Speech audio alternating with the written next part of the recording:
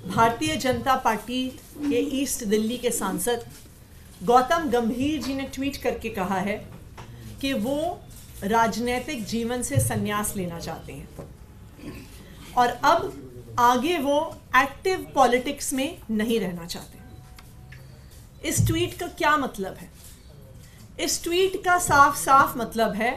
कि भारतीय जनता पार्टी गौतम गंभीर जी का ईस्ट दिल्ली से टिकट काट रही है। भारतीय जनता पार्टी का अब ये ट्रेंड बन गया है। वो क्या ट्रेंड है कि पहले भारतीय जनता पार्टी किसी को भी कैंडिडेट बना देती है, उसकी योग्यता नहीं देखती,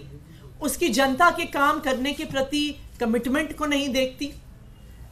चाहे वो भारतीय जनता पार्टी के सांसद हो,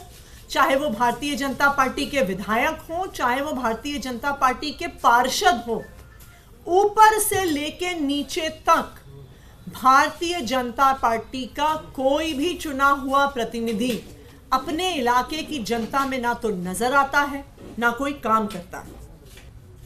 मैं जानना चाहती हूं कि पिछले 5 साल से जब दिल्ली के लोग संघर्ष कर रहे थे तो ये सातों सांसद कहां थे?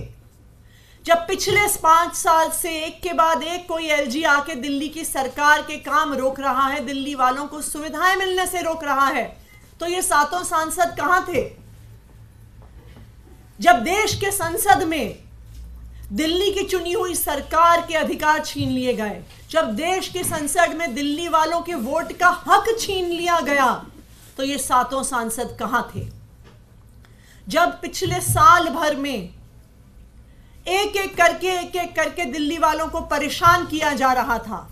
जब अस्पताल की दवाइयां रोकी जा रही थी, जब मोहल्ला क्लिनिक में डॉक्टर को तनख्वाह नहीं मिल रही थी, जब अस्पताल के ओपीडी काउंटर से डेटा एंट्री ऑपरेटर हटाए जा रहे थे, जब जल बोर्ड को पैसे नहीं मिल रहे थे, जब पेंशन रोकी जा रही थी, तब ये सांसद कहां थे?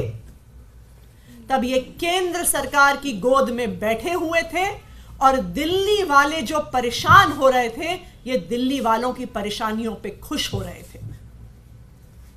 अगर आज तक कोई एक आदमी है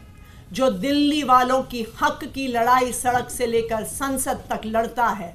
चाहे सड़कों पर हो, चाहे एमसीडी के हाउस में हो, चाहे विधानसभा में हो, चाहे न्यायालय में जाके हो, दिल्ली वालों की हक की लड़ाई सिर्फ अरविंद केजरीवाल लड़ता है और कोई नहीं लड़ता। अगर आप ये वीडियो YouTube पर देख रहे हैं तो हमारे चैनल को सब्सक्राइब करें और बेल आइकन को दबाना ना भूलें। अगर आप Facebook पर ये वीडियो देख रहे हैं तो हमारे पेज को लाइक करें।